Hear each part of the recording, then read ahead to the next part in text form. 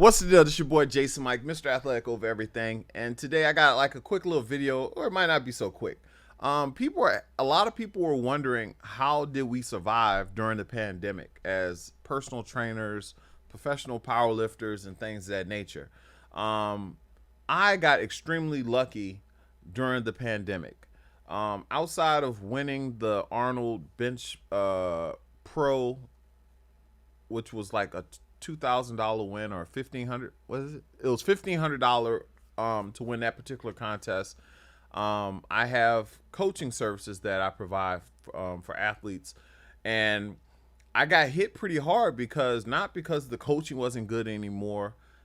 People had nowhere to train, so the people that I was coaching, they didn't have home gyms. So my business just fell off completely off the map. But the one thing that I did as a younger man, as a corporate trainer, to separate myself, I always bought a lot of equipment. I had a connect where I was able to get kettlebells for like 79 cents a pound, and I always bought multiple of each item. So I used to train people, and if you train with me, you didn't have to wait for someone else to use a piece of equipment. So instead of people cycling between a kettlebell, a battle rope, and a sled, I would have three of each of those items so that they can do them uniformly, and people in the gym would see it, and it would bring more attraction to what I had going on as a trainer. This went on for years, and what people used to say is, why would you spend all that money like that when you could easily just have them share and you can keep that money or buy other stuff? But I took this approach and it worked for me.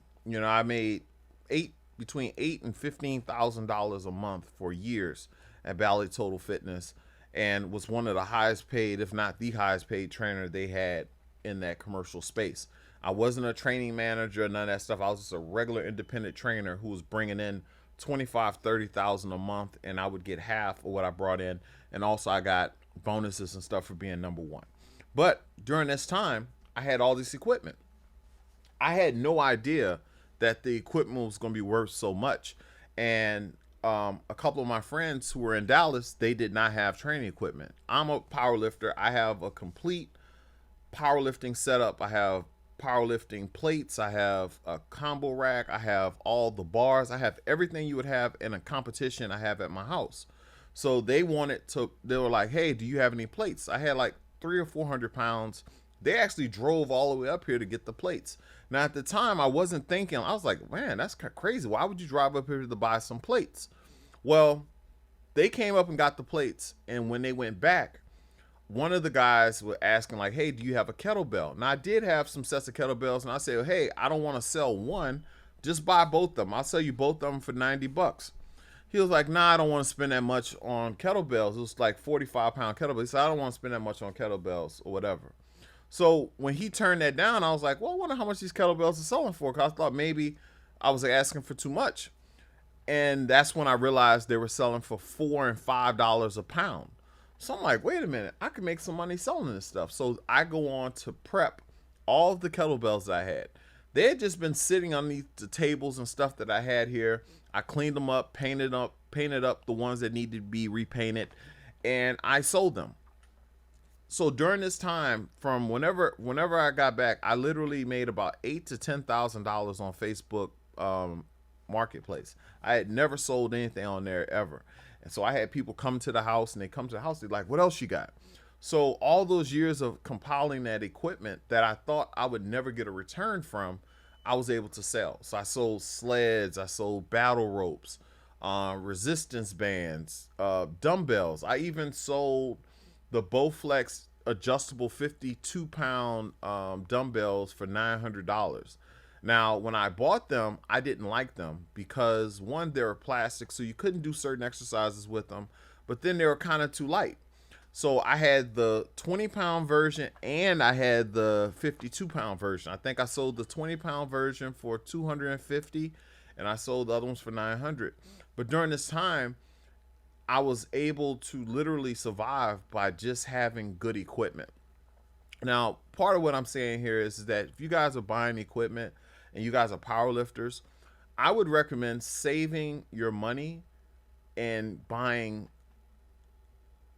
competition plates. buy them from Rogue, buy them from Ivanko, buy them from Eleiko, because those things are pure gold. No matter what time and day it is, if you needed to sell them, you can at least get back what you paid for it, maybe minus shipping. But in the times that we're in now, you can't even get the product. You can sell that stuff for double the price right now. And it's just what it is. What it is. The market is saying this stuff is worth X, Y, and Z. So it was something that helped me out tremendously while a lot of my clients no longer had a place to train. They had to start getting home gyms and things of that nature, and I got phased out in a sense. But the fact that I bought good equipment years ago, 10, 12 years ago, I was able to survive during this time, and it gave me time to work on building my clothing company, AOE Custom Apparel, or athleticofeverything.com, and things of that nature. So that was one of the ways I was able to survive during the huge money crunch. And hopefully things get better for everyone throughout the United States and America and the world even. But now I'm noticing a lot more people are having home gyms, and they're not so much derailed by not having a place to train because they have it already at home. But I do recommend, if you guys are going to buy equipment and stuff like that, think about it. If something were to happen, could I get my money back? So when you buy a combo rack or a bench or a bar, plates and things of that nature, take that in consideration. The fact that I did buy quality equipment, a pinch came up and I was able to get out the pinch or survive the pinch until things cleared up a little bit. But I just thought that was a interesting topic, because a lot of times people are like, well, hey, what do you guys do for a living, or how do you guys make a living? A lot of people don't know that I'm still a personal trainer and powerlifter and coach.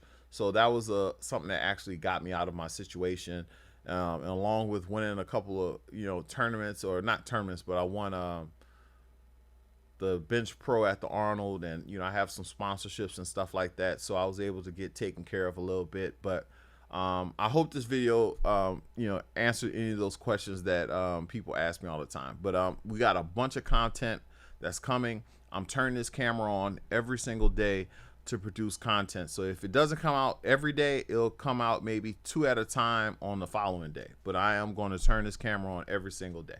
All right, guys. Well, I hope you guys enjoyed the video.